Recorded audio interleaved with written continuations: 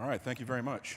So right now, over in the exhibition hall, my colleague Jarrett Broder is flying a small quadcopter. And what I'm going to spend the next 30 minutes doing is talking about how we can put this new technology into use in emergency management. And something you're going to notice as we go through this, I'm not going to show you any pictures of actual drones. Okay, and yes, I do use the drone word. I used to fight the drone word. I used to correct people and say UAS and not drone, but that is like trying to push water uphill, so we'll just go ahead and embrace it and say drone. But I'm not going to show you any pictures of them. This is as close as you're going to get to it, because I'm not going to talk about platforms and aircraft and payloads. What I'm going to do is I'm going to show you some examples of how we've used these items in the field. And the purpose of that is to get you thinking about how you can use it in your jurisdiction, okay? I'm also very deliberately not going to talk about regulations or statutes or ordinances or anything else, mostly because they change on a regular basis, and the internet has all the information you really need on that as it is. So this is just a real simple example, and we're streaming live video from the X Hall into here. And I just wanted to give you a taste of kind of the things that are possible here. And we've done this in the field. Live video from the air is a valuable tool. So, for example, Jarrett, can you show me that satellite dish? And he can do that, all right? Does anybody know why we're flying in the exhibition hall and not outside on a beautiful blue sky day like today? Yeah, I'm flying inside because the FAA can't tell me I can't do that, okay? The only airspace the FAA doesn't regulate, apparently, is inside a building. So here we are inside. Thank you, Jarrett. And, you know, there are a lot of regulations. I'm not trying to minimize that. They are going to change, particularly this year. Things should get a lot easier for us as we continue to move forward. So what can we use these things for, right? They kind of look like toys, particularly the one Jarrett has looks like toys. They're not that expensive anymore. I have a relatively new policy. I refuse to spend more than $5,000 on an entire system because I can do just about anything that needs to be done for that at that price point or below. I've spent tens of thousands of dollars on systems, and yes, they might be slightly better than a $2,000 or a $3,000 or a $4,000 system, but are they 10 times better? No, they're not. In a lot of cases, I'd rather have 10 cheap units than one expensive one, especially because ones, particularly like the one Jarrett's flying right now, I almost consider it to be disposable. A $900 asset, if I have to fly that downrange into a hazmat area and it gets contaminated, I don't much care, right? It's relatively cheap. So a lot of people are going to try to sell you a lot of different technology and systems. Just keep that in mind. You don't necessarily need to spend an arm and a leg to get excellent results. So Jarrett, can you show us the boats or the command truck? All right, now we're communicating via the wonders of cell phone, yay. In the field, we often just stand next to whomever might want this information, and we can provide that data in real time, nice and simple. And they did ask us if we could fly in here over y'all. That is an extraordinarily bad idea. These systems are relatively safe, but they do quit flying for no apparent reason, and it's pretty much a large weed whacker. I don't think anybody in here would really want that hovering over your head, all right? So this is why we're doing it in the X Hall, where if it does fail, besides my embarrassment, there shouldn't be any feedback from that. All right, can we go ahead and go to slides? Thank you. All right. Yeah, you're done. Oh, I'm talking to two people right now. Okay, so we're going to talk about small unmanned aircraft systems specifically. Small systems are defined by the FAA as anything that weighs less than 55 pounds, including payload and power source or fuel. 55 pounds is a lot. The one Jarrett's flying right now is less than 2 pounds. I don't particularly want to get hit by that. I don't know how I feel about a 55-pound aircraft that might be doing 60 knots. That's big. It doesn't matter if it's fixed wing, doesn't matter if it's a multi-rotor, doesn't matter if it's a helicopter. If it weighs less than 55 pounds, it is considered a small UAS as far as the FAA is concerned. The other thing I want to point out is the flying really is the easy part, okay? Operating these things is not all that difficult anymore. That is not where the challenge lies. The challenge lies in the integration, which we're going to talk about, integration into your ICS structure, integration into the EOC, integration with anything, okay? The challenge lies in what we do with the data, how do we process it, things like that. All right, so we're going to talk about 3 main topics. I'm going to show you some examples of what's possible and practical right now, today. We're going to talk about integration, where these things can fit into a variety of operations. We're going to talk very briefly about how the public perceives UAS, particularly from a public safety or emergency management context. So I'm going to start off with a video. I'm going to show you a lot of videos today. This is a project we did in San Mateo, Belize. The project was not really drone-centric. It was a partnership with the Red Cross, where our faculty and students were helping them write a grant proposal to get fresh water and sewer put into this neighborhood. And what we quickly realized when our ground teams were trying to go out and survey these properties is that the maps were ancient or non-existent. In a lot of ways, they didn't show properties, didn't show roads. And I've got grad students trying to figure out, I'm standing here, how do I get there? I don't have a map and I can't see the route. So we very quickly decided we're going to throw the aircraft up in the air and we're just going to run over the neighborhood, follow the roads, and shoot some video. We brought that back. It took us about 10 minutes. We brought that back, took the video, put it on tablets, which all the teams had, and then they had quasi-live video of the area they had to be. They could say, okay, I'm standing here, I recognize this intersection. Oh, look, there's a footpath there, or a rickety bridge I can use to get where I need to go. This type of situational awareness is really simple to do, requires almost no complex technology, and could be used in a variety of applications in emergency management.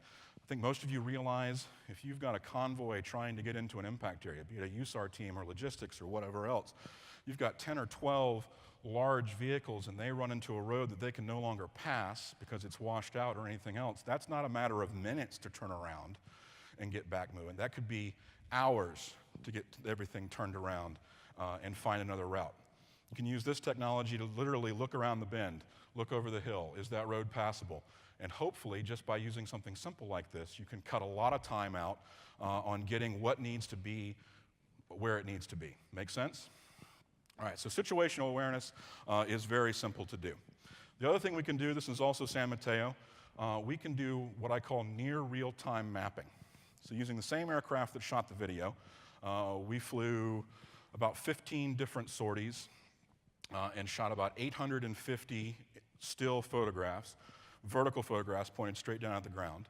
Then we use software to stitch those photographs together and create what you see here, which is an orthorectified mosaic photo of the entire area, okay? The ground resolution on this photo is about 3 centimeters, which means anything larger than 3 centimeters can be seen clearly. It's really hard to see here, so let me zoom in for you. There's a red box where we're going to zoom into. And you can see here, we've got really good resolution as far as what's actually on the ground. And this is rectified within 10 to 12 centimeters of where it actually is in the real world. All right, pretty close. Close enough for government work, certainly. Maybe not from a survey standpoint, but from an emergency management standpoint, it's plenty accurate. And we can zoom in a little more and see an individual lot and house on that lot. So this type of mapping application can be done, well, for just about anything, right? Post-impact, you could look at this, you could use this to try to see what the terrain looks like after the hurricane comes through. If you think about all the scenarios we see where the disaster happens and suddenly the maps and the satellite imagery is no longer up to date, this technology can give you nearly current overhead imagery relatively cheap. We shot this, both that video I showed you before and this, on an aircraft and system that cost under $1,000. It was completely disposable, which is good because we were flying in ridiculously high winds, and I was quite convinced we were going to lose at least 2 of them. We didn't.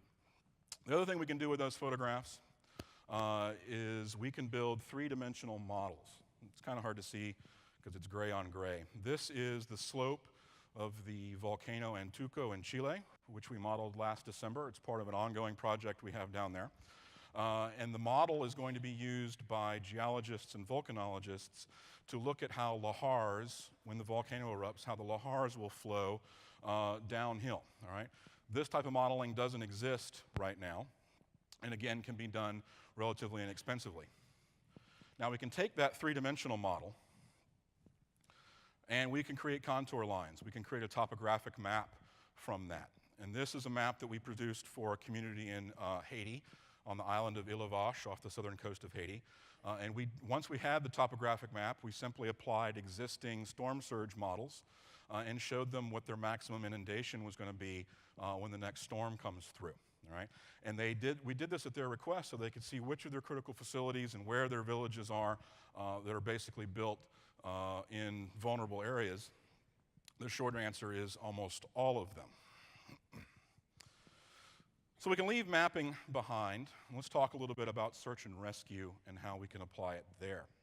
We've been working with several of the USAR task forces here in Florida. This is an exercise we did with Task Force 4 in Lakeland. The exercise was a 2-day exercise. This particular portion of it is a simulated partial building collapse. And the team is going to have to go in and do do note the dog. We'll get back to that. The team's going to have to go in and do confined space and other technical rescue things. But the search manager, the first thing he needs to do when he shows up is do a scene assessment. Figure out what the status of this building is.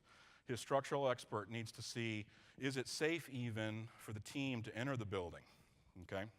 So one of the things they always want to know is what's the condition of the roof? What's the condition of balconies, external stairways, things like that. And that's difficult to do from the ground. We were able to put the bird up about 5 minutes after showing up, hand the search manager the external display, and he's looking at this video live as we maneuver the aircraft. And basically, he's tasking us in real time, show me this, show me that, can you show me this from this angle, all of that, and providing him the type of tactical intelligence he needs to safely put his teams to work. So we checked all the roofs for him. The roof we're descending down to right here is directly over where the victims were trapped inside. He was extremely concerned about the condition of that roof. Is it going to collapse further on the team once it was inside? So we gave him a pretty close view. Now, remember the dog? So the dog, canine search dog attached to TF4, very good at his job, apparently decided that the drone needed to be his next chew toy. So we'll see in a minute here, where as we finished everything we were going to do, we're going to bring the drone into land right in front of me. I had my back to the dog. Dog rounds the corner and sees the drone this high off the ground and decides it looks like a really loud Frisbee and needs to be eaten. And my observer who was standing with me, all I hear is him yelling, climb, climb, climb. So we did, and we missed that. The other thing they wanted to see was, can we see inside, right? It's a multi-story building. It's dark inside, it's bright outside. From a photography standpoint, that's difficult. We were able to adjust the camera and see inside a little bit. People always ask me, well, what about FLIR, right? What about infrared? Is that going to see inside? In this particular case, the answer is yes, it would, because there's no glass in those windows. It's a training tower. Here we go, here's the climb. Yeah, all right. Unfortunately, my biggest regret from that entire exercise is that the drone was not facing the dog when it charged. But anyway, the problem with FLIR is it worked in that particular instance. However, as soon as you put glass in that window, it blocks FLIR. A sheet of paper blocks FLIR, okay? It's definitely not going to be the end-all, be-all that we hope it would be. All right, so this is the same exercise. The other portion of it was a wide area search in this vehicular accident, which was a car, truck, bus ducking, I think they called it. They crammed vehicles inside vehicles and put victims in there. And again, the search manager wanted to see a scene assessment as soon as we showed up. and we were able to show him this live video as well as take these still images, which they then printed out and used throughout the extraction to annotate victim locations as well as the best ways to attack it. So again, no complex processing involved here. This is all very simple video and still imagery that is enhancing the way the USAR team needs to do its job. So the last part of this exercise was a wide area search. There were 8 victims located in this field. The primary reason was to put ground teams out and have them practice doing hasty searches and grid searches to locate these folks. So they told us, go out here and find people. Seems simple. I knew that it wasn't. Right there in that scene, there are 4 victims. You can all see them, right? They jump right out at you. Yeah, no. We flew originally at 60 meters, a little over 200 feet, utterly and completely useless at seeing people on the ground, okay? But what we were able to do, right after we flew that, is we went off and we flew a mapping mission, very much like the Belize example I showed you. We created about 100 still images, stitched them together. We're able to give the USAR team a map with US National Grid overlaid on it and say, this is what you're dealing with right here. They loved that. And then we're able to do what we call the squint, where we take 100 photos, we put them on a laptop, and we squint at them. And we zoom in and out, and we do that. And in about 35 minutes, we found all 4 survivors that were in that area. Now, they'd already been located by the teams on the ground, but that wasn't the point. It's an exercise. Think about, instead of a small area, if you've got a wide, dispersed, large geographic disaster like a hurricane, where teams are going to be leapfrogging from grid to grid to grid, from block to block to block, if we can put this technology out in front of them, if we can be ahead of the ground teams, providing them those near real-time maps of what they're looking at, as well as coordinates of what we think are people on the ground, that could speed everything up that we need to do post-disaster. All right, changing a little bit. We've been doing a lot of work integrating UAS directly with canine search teams. We did an exercise in Tallahassee with 9 dog teams from around the country. This is a trailing dog. It is a bloodhound. He is currently trying to find the trail of his target, which is about 2 hours old. And the goal here is not for the aircraft to find the target. The dog will find the target first, okay? They're really, really good at that. What the goal is to put the aircraft, as you can see here, out in front of the dog, out in front of the handler and the team. One of the handlers here who actually organized the event worked to search in Virginia for the missing 3-year-old. He was doing it in low light and bad weather, and as he's getting ready to leave the staging area, the IC tells him, oh, by the way, somewhere out there where I just assigned you, there's a 30-foot drop, but we don't know where it's at, and, don't fall in it. Well, thanks for that. So the concept here is by putting the aircraft overhead in an overwatch type position, it can provide information to the search team that they may not be able to see about things that are in front of them that could be hazardous to the dog, hazardous to the handler, or impede the search. Things like rivers, ravines, cliffs, large crowds of people. We did this in an urban environment as well, which are going to confuse the dog. This is all information the handler can use as he's following the dog, again, to make that search more efficient and safer for everybody involved.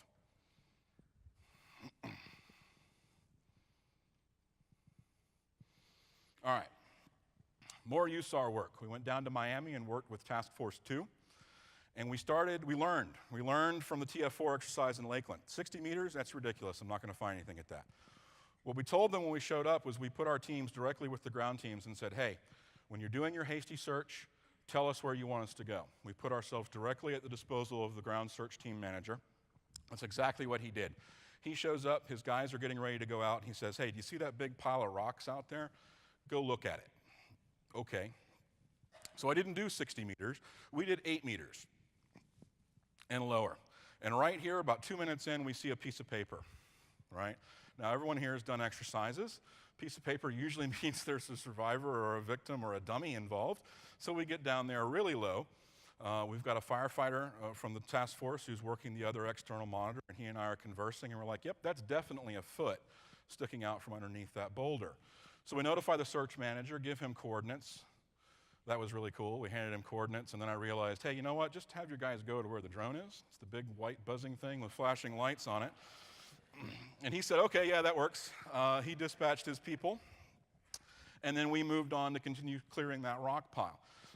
And again, you'll see here, we pretty much abandoned the whole let's fly high and safe. We're going to fly really down in the weeds, looking under rocks, looking under brush, things like that.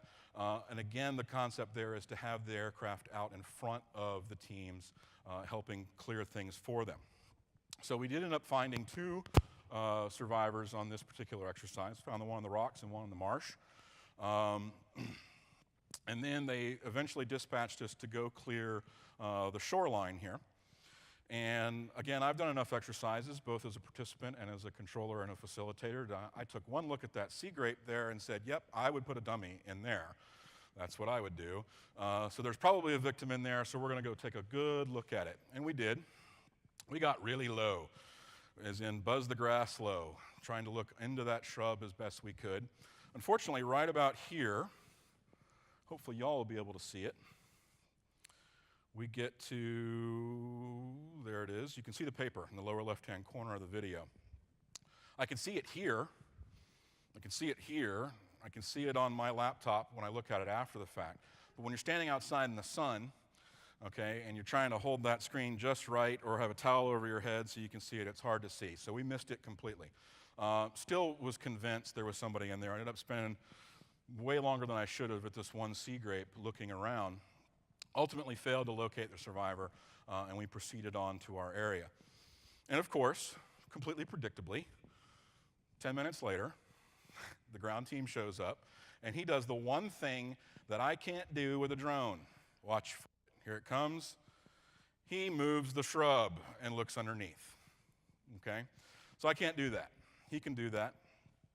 But again, we were able to clear the open areas and let them focus on the things that I couldn't get to with an aircraft, all right? And the moral of this story is, in search and in everything else, the UAS, or the drone, is going to be a force multiplier for you. It is not going to replace existing tools and techniques. It's going to let your teams do things faster and safer than they may have been able to do before, okay? And that's true in any application, be it search and rescue, damage assessment, scene assessment, situational awareness. It's not going to replace things that we already have. All right, there's a bunch of stuff that we would like to do, but we're not doing yet. We're not doing large-scale logistics. There are some tests in Appalachia as well as in Africa of using small unmanned aircraft systems to deliver medical supplies to remote areas, and that's fantastic, but we're talking about a pound to a pound and a half of payload a time. That's not a lot. In this context, we are not going to be replacing helos. We're not going to be replacing tractor trailers when it comes to moving things around from point A to point B yet. We're not doing high-altitude work. We're limited regulatorily to about 400 feet above the ground, okay? And frankly, I don't want to be any higher than that anyway. It's not going to do me any good. I need to be low for these things to work at their best anyway. We're not doing long endurance. The multi-rotors that we fly, for example, the one that Jarrett was flying in the X-Haul, on a good day with low wind will give us 20 minutes. In a real-world environment, I plan on it giving me 14 to 15 minutes, okay? Now, they're extremely agile systems. We can bring them back, swap batteries, and have it out again very, very quickly.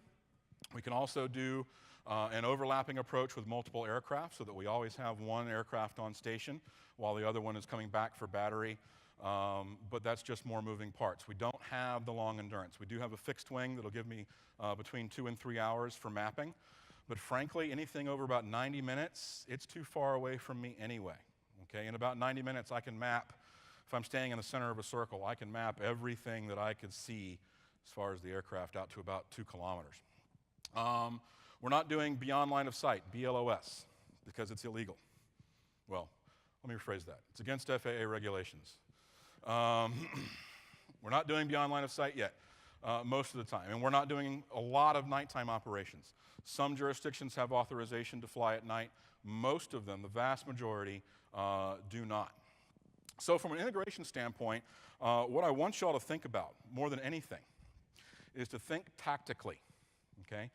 This is a tool for existing resources almost more than anything else, okay? If that is a USAR team, if it's a wilderness search and rescue team, if it's a damage assessment team, if it's a firefighter, okay? These are tools they're going to use locally, probably no more than 600-700 meters from where they are currently operating. Okay? It's a very tactical resource, and that agility, that ability to be from point A to point B and deploy quickly is its biggest strength. Okay? And again, we're talking about the small systems. We're not talking about the large DoD systems like Shadow or Predator or anything else like that. Those do have the endurance and the high altitude and things like that. What we're talking about is stuff that can literally be in a battalion chief's truck, okay, or be in the Hackney with the other equipment from a USAR team, okay, and then can be put to use very quickly. So think tactically. Ultimately, we want to do, right now what we're seeing everywhere is UAS teams being embedded with these resources to help them out. Where we're going in Florida and other places is more and more of these teams want this capability to be organic to them, right?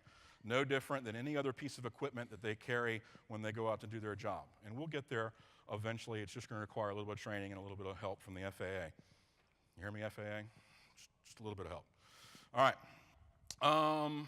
However, when we get into a big disaster, we're going to need to be integrating these things into our air operations branch, either in your local or your state EOC. Okay? That's going to be critically important. They're going to need to know what's flying and where. We need to set up methodology to notify via cell phone or aviation radio or whatever else, everybody in the area that these aircraft are operating. And we generate a lot of data with these things. Just that short 3-minute video that Jarrett shot in the X-Haul of absolutely nothing is probably 700 or 800 megabytes in size. It's high-res video. Post-disaster, when the cell phones aren't going to work and there's no 3G or 4G, okay, getting that data anywhere except where I'm standing is going to be a gigantic pain in my keister. All right, so we need to start thinking about how we're going to do that. And frankly, we need to think about what's actually important to be in the EOC. Most of it's not, right? Most of the stuff that we're going to generate from a UAS is going to be most useful at that tactical level to hand it to a task force leader or a team leader and have them look at it 3 minutes after it was created rather than worrying about getting it to Tallahassee or someplace else. And finally, probably the most important thing as far as integration, we need to look at how we ensure our UAS operators can do this safely in a degraded environment. How can they fly safely after a disaster? It's very different doing that than going out on a nice day like today and shooting pretty pictures of a house or a golf course. It's very different, all right? If nothing else, because of the integration challenges and who you've got to communicate with and who needs to use that data. So that's something that we're trying to work on now as far as building a set of standards for UAS operators that may not be in EM full-time. If they can meet these standards, then perhaps they can come operate as a surge capacity, if you will. One of the reasons that the Air Operations Branch needs to be involved in all UAS operations is the complexity of post-disaster airspace. Okay? The FAA provides sample post-disaster airspace separation plans. Those are great. Where the UAS operate at 400 feet or below directly conflicts with rotary wing search and rescue and rotary wing sling load operations. And we definitely don't need to be flying UAS and helicopters in the same airspace at the same time. Okay? So the solution there is going to have to be airspace segmentation. Give the drones a box. This is your box for the next 2 hours. You can be inside this box no higher than 200 feet. Okay? And that box will expire and you need to be on the ground. And make sure that everybody involved in the incident understands that. TFRs, temporary flight restrictions, which can go into effect after a disaster, where basically the FAA says no one gets to be in this airspace without the permission of the Air Operations Branch.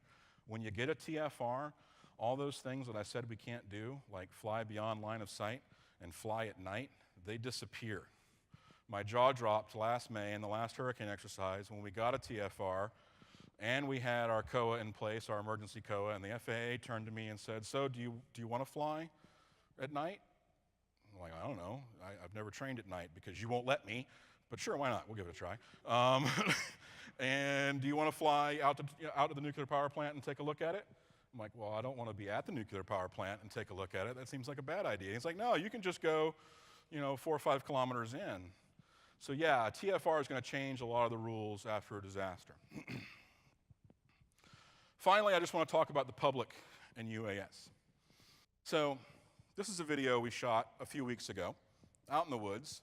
Aircraft's at 60 meters, okay, right at about 200 feet. Can y'all see the guy walking, the person walking on the road? He's wearing white. Do you see him? Yeah? Okay. You sure it's a guy? No. It is a guy, but yeah, could you identify him if you needed to? Are you conducting surveillance on him? No. Okay. The public perception is the drones are coming to spy on us. Okay. The reality is the technology isn't there for that to really be possible. Yes, I can follow him. It's a person. He's wearing a white shirt. Lord, if he was wearing green, I'm not sure we could even see him. Okay? And I know from trying to follow dogs and their handlers through the woods at breakneck pace, that is a pain in the butt. So that technology is not really there. So we need to start the public needs to be educated. Okay? Your law enforcement helicopters already have better sensors, better cameras than most unmanned aircraft systems do. Okay? We don't bat an eye at them flying all the time. But the drones are here to spy on us to the point where people are shooting them down and other insanity. But it's not really the case. The second thing the public is going to do is they're going to fly. Okay? As soon as the disaster occurs, they're going to fly. This is footage taken in Pensacola by a company called southeasternsky.com after a tornado that hit there a few weeks ago. And they got some fairly dramatic footage of the damage. We got a single-family home there that's damaged. Okay? Problem is the public doesn't speak EM. All right? They're not, this video in particular, it's really chaotic. What am I looking at? What heading am I flying? He's literally just kind of buzzing all around everywhere, capturing the pretty pictures. But they're going to fly. They're going to do it. It happens all the time. This footage was used on CNN, ABC, NBC, National News, as part of their reporting on the tornado. So this is going to happen. Let me see. What can I say here? It was probably inadvisable for this particular individual to be flying this particular sortie because he's only about 1.5 miles north of Pensacola International Airport, which is well inside that you shouldn't be flying here ring. I don't know if he had permission of the airport. He may have.